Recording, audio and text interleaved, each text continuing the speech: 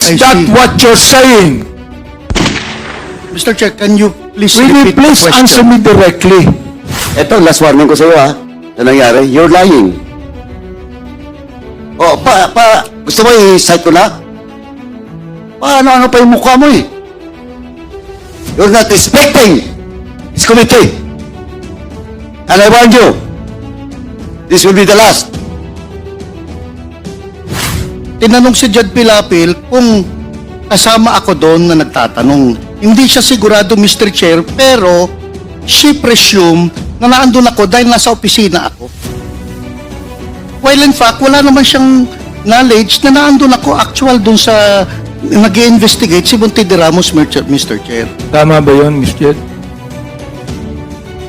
Your Honor, kasi ganito, di ba tinanong niyo po ako kung si Wilkins Villanueva po ba yung nagtanong sa akin. Sabi ko po sa inyo, hindi po siya si Monte de Ramos, yung tao niya, ang nagtanong sa akin. Tinanong mo ako ulit na ano yung... Kasama niya. Ano, kasama ba niya? Oo. Sabi ko, probably kasi tao niya.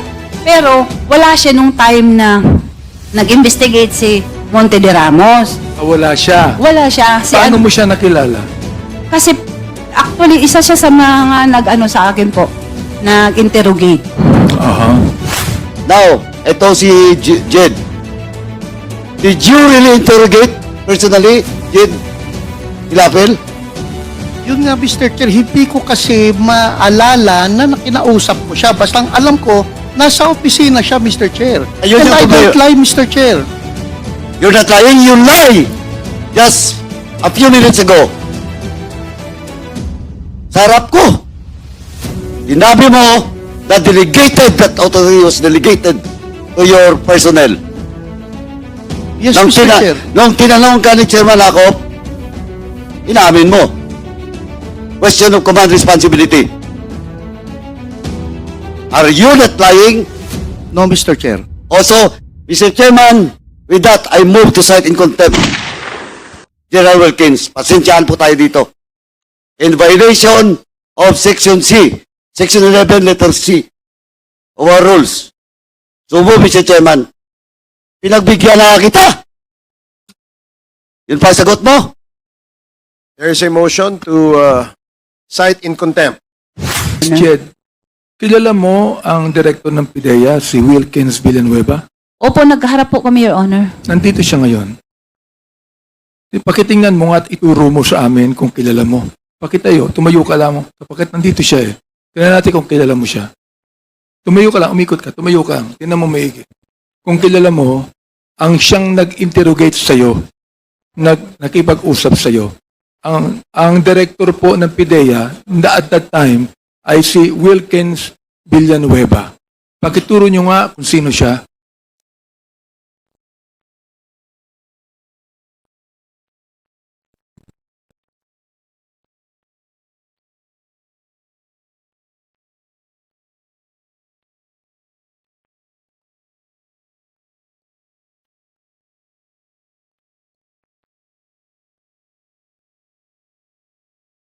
Kilala nyo na po siya? Opo, Your Honor. Sino po siya? Medyo tumandaan na po siya kasi parang ano ko muna. Pakituro nyo nga po kung sino kung nakita nyo. Medyo tumanda na nga siguro dahil Kasi pa 20 years na yun eh. Opo, kasi Oo. parang medyo naalangan niya kung siya nga ba talaga. Director Wilkins, pwede po bang tumayo kayo sandali? Pakitayo nga, Miss Jed, ayan. Yan si Wilkins Villanueva. Siya ba ang nag-interrogate sa'yo? Siya ba, hindi pa kita pinapaupo, siya ba ang nag-fabricate ng mga salita mo? Hindi po, si Sino? Monte de Ramos po. Monte de Ramos. Opo. Pero yung Monte de Ramos, kasama ni Wilkins at that time. Sa palagay ko po, kasi nasa office po kami ng PIDEA, tao niya po kasi siya po yung So doon. sila ang nagsabi na ikaw ay nagdala ng mga karton-karton na mga chemical sa Dumoy. Opo, Your Honor. Oh, Mr. Wilkins, are you agreeing to what Miss Jed said? No, Your Honor. No, you're not. Oh, alam mo, nung inausap ka rin namin noon eh, panay ang mo eh. Mahilig ka sa no? Dapat ang pangalan mo yung pangalan nung kalaban ni James Bond, si Dr. No. Mahilig ka sa no eh. So nagsasabi ka ng totoo at nagsisinungaling si Miss Jed. Is that what you're saying? Mr. Chair, ang investigador ko noon Is that what you're saying? Mr. Chair, can you please Will you repeat please the question? answer me directly? Answer me directly. Mr. Chair, can you please repeat the question, Mr. Chair? Ano ba yung question ko? 1 minute suspension.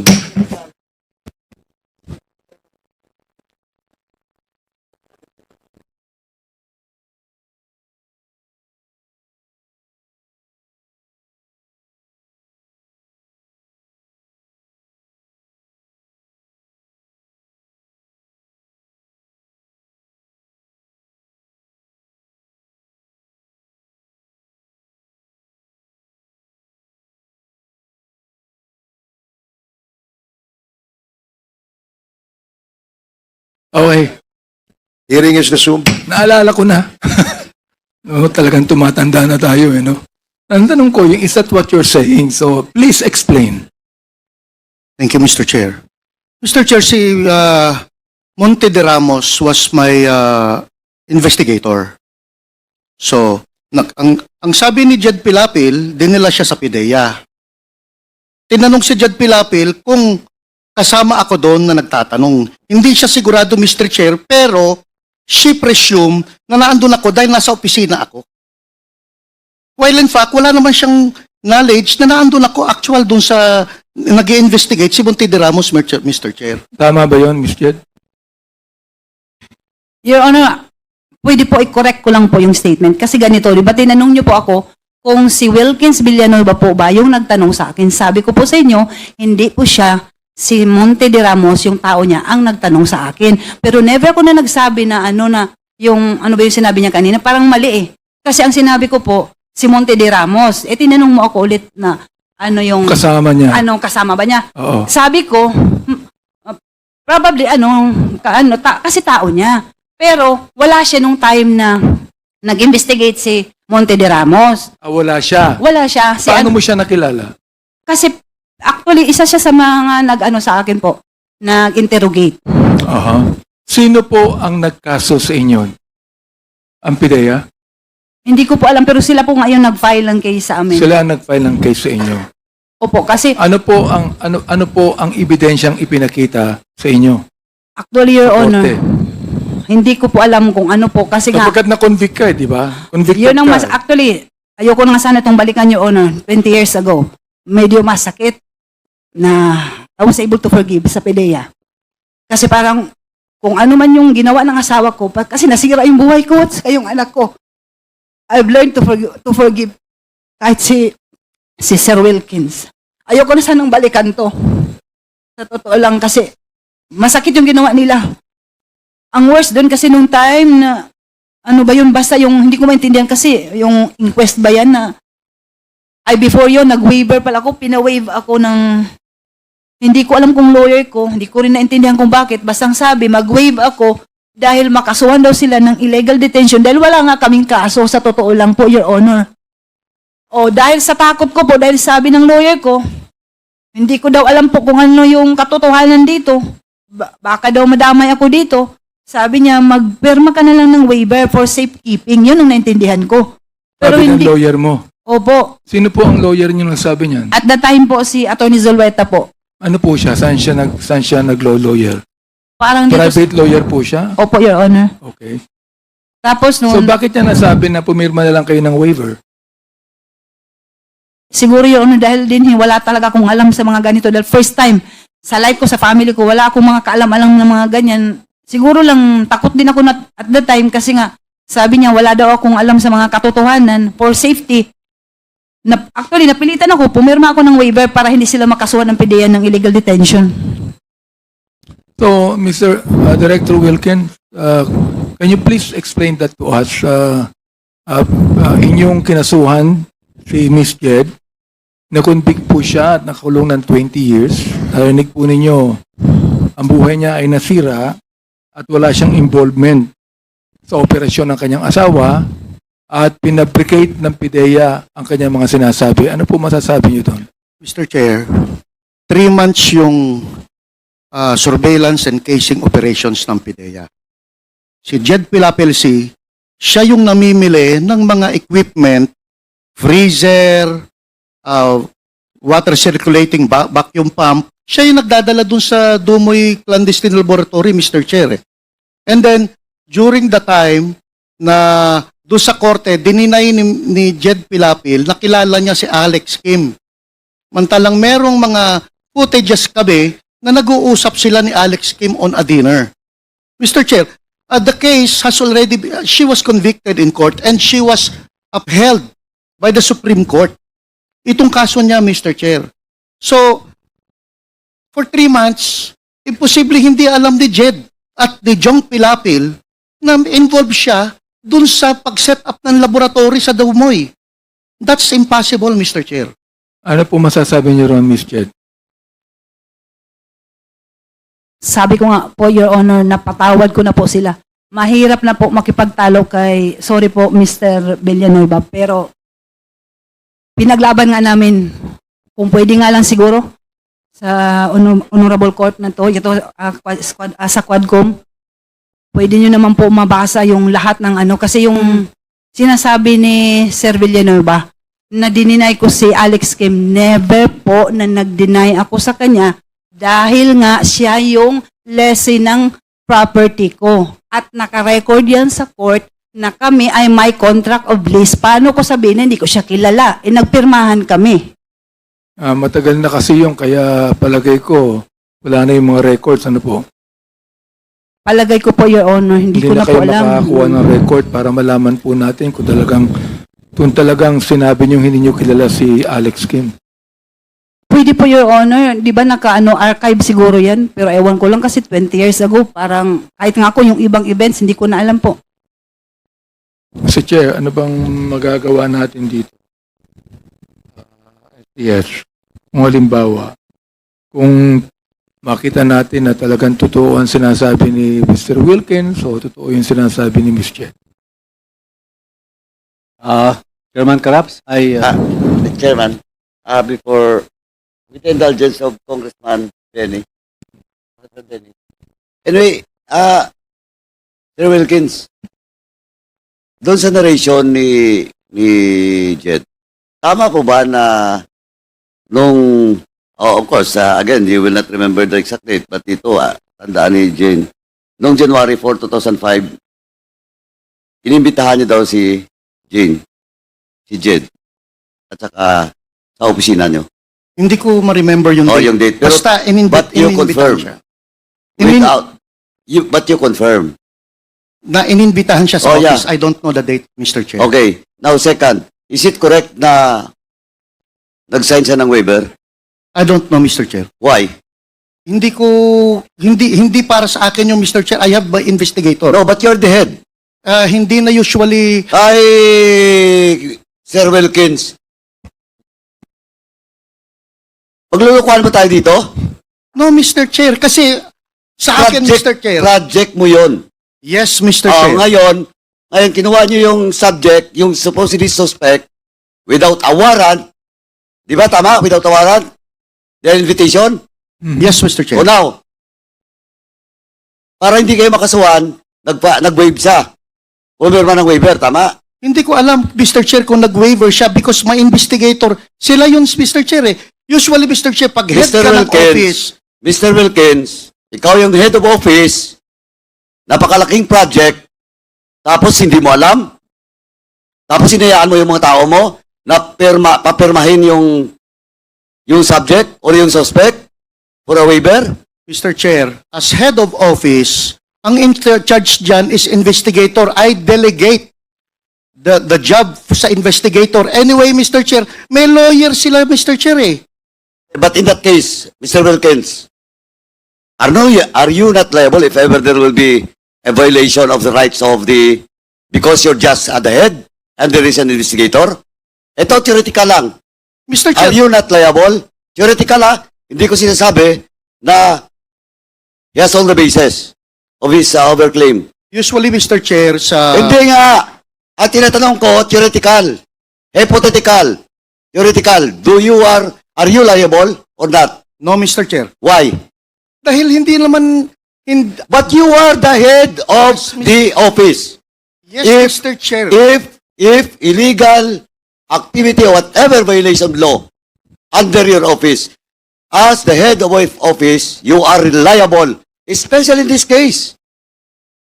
Especially in this case, this is a very big project of your office.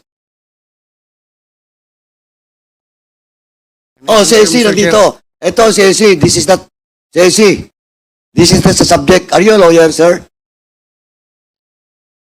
Good afternoon, Mr. Chair, and to all the other members of the This is the subject for in your invitation, no? But tanongin na kita. In this case, eto, hypothetical lang. If the investigator of Wilkins violates the right of the suspect, is he not liable of any case? Mr. Chair, there are circumstances that has to be met for the principle of command responsibility to apply to the extent that the principal may be liable. Because, Mr. Chair, as explained by former Executive Director General Villanueva, he mentioned that he delegated the conduct of, if I heard him correctly, the conduct of that operation to his No, investigation. that is not the conduct of So- the operation, the conduct of the investigation, Conduct of the interrogation, Mr. Chair. of the interrogation. Yes, Mr. Chair. Pero sa project, nandun siya. Directly being supervised by Mr. Wilkins. Like, At inamin niya yan. Well, in fact, nagyabang pa siya dito. That is not a project of a Asierto, that is my project. And that's in record. Now, in that case, attorney, yes, Mr. Chair. is he liable? Again, Mr. Chair, as I mentioned nga po, there are circumstances that would qualify Tora for it. Paduano, Ah. with indulgence na lang, attorney. Ang tanong natin is he liable on the basis of command responsibility? Mr. Chair, as I am explaining, there should be qualifying circumstances present in a case for a principal to be liable under command responsibility. There is, just like what you've said, that he delegated the authority to investigate, Tumonte de Ramos. Hindi na makapagsasabi ngayon, patay na Palagay ko, namatay siya dahil dyan Mr. Chair, Pangalawa, walang arrest warrant. Is that a violation too? Mr. Chair, if I heard the representation of Mr. Villanueva correctly a while ago, the matter is already decided with finality in the Supreme Court. I would not like to comment on the merits thereof as it may violate our duty as lawyer as far as there is already a decision made by the Supreme Court. But again, with regard po doon sa possible accountability, administrative accountability or liability of Mr. Villanueva as the principal or head of the office during the time of that conduct of investigation, it will all depend po dun sa mga attending circumstances. Because as I mentioned, Mr. Chair, one of the requirements is that the principal should know that there is an irregularity or an omission that was committed, and despite knowing of such irregularity or wrong committed by his subordinates, he failed to take corrective actions on the matter. So The irregularity caused the brokenness of the family actually. Anyway, Miss Jed, nabanggit mo na hanggang ngayon, hindi mo alam kung buhay pa o patay na ang iyong asawa? Hanggang ngayon, hindi mo alam. Yes, Your Honor. Okay. Mr. Wilkins, alam mo ba napatay na si Alan C? Mr. Chair, wala siya doon sa laboratory when the time was when we raided the laboratory, Mr. Chair. So hindi mo rin alam kung buhay Hindi siya. ko alam, Mr. Chair. Okay. So, ayan. Mr. lang akong kay General Wilkins, ano?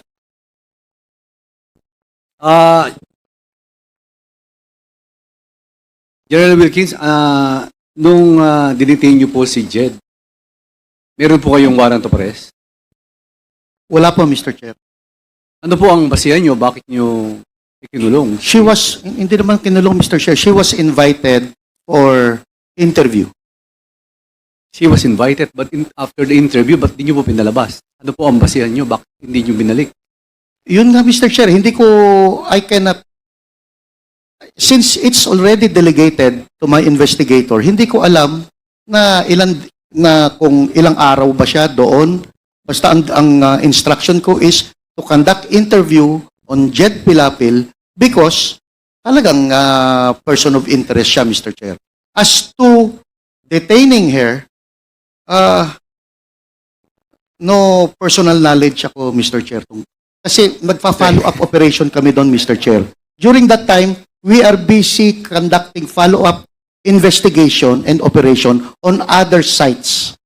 Kung nasaan na ando ng mga warehouses, Mr. Chair. DG, ikaw ang head of the agency. Kailangan po alam nyo yun. Diba? So, kung yung mga subordinate nyo, in-interrogate siya, you will approve it. Kasi, hindi ho pa biro-biro to kasi kanina pa ako nakikinig. Kasi si Jed, si Ma'am Jed, nakulong siya na walang warrant of arrest. Parang kidnapping po ang ginawa nyo Parang ganyan nakikita ko kung walang warrant of arrest kung hindi nyo binalik. Si Ma'am Jed. I believe, Mr. Chair, hindi naman siya nakulong for... Hindi ko alam, Mr. Chair. I don't have the knowledge Kaya hindi kita masagot, Mr. Chair Hindi ko alam kung ilang araw ba siyang nakulong doon, Mr. Chair. Mr. Chairman, can I, Yes, Congressman Ako, Congressman with the Ako. indulgence of SDS Gonzales. General Wilkins, si Madam Jed Pilapil ay 2 beses na kinuha ng PDEA. If I remember it right. One, when you went to the apartment, kinuha siya. And in January 4, 2005, pinuntahan ulit siya at kinuha ninyo siya. And after that, hindi na siya nakalabas. Yun ang katotohanan. And it is on record ng PDEA blatter na binabasa ko. And I do not know the reason why. You do not know. Parehas tayo nang galing sa police, di ba? You are more ranking than Colonel Acerto. Tama. Pareho lang kami nun, Mr. Chair. Pero yung issue ay drugs. Tama. Yes, Mr. Chair. And pursuant to the law, lahat ng operation ng police tungkol sa illegal drugs, it should be coordinated with PDEA. Pursuant to the law. Tama? Yes, Mr. Chair. So in other words, sa joint operation na binabanggit mo, ikaw ang overall ground commander. Yes, Mr. Chair. And you are the one responsible for what your men will do and will not do. Tama? Yes, Mr. Under Chair. the principle of command responsibility. O bakit Yes. dinideny mo ngayon na hindi mo alam? You should accept responsibility for all the things that your people did outside the bounds of law. Di ba? Turo sa atin yan And now, here, naririnig ko yung sagot mo kay SDS. You do not know anything about it. Inihuhulog mo na yung mga tao mo. And that is not supposed to be the case for a commander. Di ba? Kaya sagutin mo si Juan, si SDS ng tama. You are the overall commander of the joint operation. Kung ano man ang mali doon, sagot mo dapat. Kasi ikaw ang commander Yes, Mr. Chair. Yes, answer the questions of the SDS properly. Kasi, nagtataka ako. Parehas tayo ng pinanggalingan. Pero hindi ganyan yung pagkaturo sa akin. Thank you, Mr. Chair. Thank you, Congressman Akop. With the indulgence again of Congressman Okay, I will give the floor to Chairman Okay, Carabas. Congressman Paduano, you are recognized. Chairman, anyway, naunahan lang ako ni Chairman Akop. Kasi, General Wilkins, eto, last warning ko sa iyo sa nangyari, you're lying. Oh, gusto mo i-cite ko na? Paano pa yung mukha mo eh? You're not respecting this committee. And I warn you, this will be the last. Kanina nang tinatanong kita, akala mo hindi kita babalikan? Now you admit that is all about your command responsibility. Well, in fact, magtuturuan na, Aserto, dinideny mo. Of course, your words against the words of Aserto. Now, eto si Jed. Did you really interrogate personally, Jed Pilapil? Yun nga, Mr. Chair, hindi ko kasi maalala na nakinausap ko siya. Basta ang alam ko, nasa opisina siya, Mr. Chair. Ayun And yung I problema. don't lie, Mr. Chair. You're not lying, you lie! Just a few minutes ago. Sa harap ko. Sinabi mo na delegated, that authority was delegated to your personnel. Yes, Mr. Chair. Nung tinanong ka ni Chairman Akop, inamin mo. Question of command responsibility. Are you not lying? No, Mr. Chair. Also, Mr. Chairman, with that, I move to cite in contempt General Wilkins. Pasensyaan po tayo dito. In violation of Section C, Section 11, letter C, of our rules. So move, Mr. Chairman. Pinagbigyan na kita. Yun pa ang sagot mo. There is a motion to cite in contempt General Wilkins Villanueva for violating Section 11, paragraph C, refusal to answer relevant questions from the committee. This was duly seconded. And do I hear any objection? Hearing none, the motion is approved. Mr. Chairman, kaya mo for 1 minute suspension. 1 minute suspension.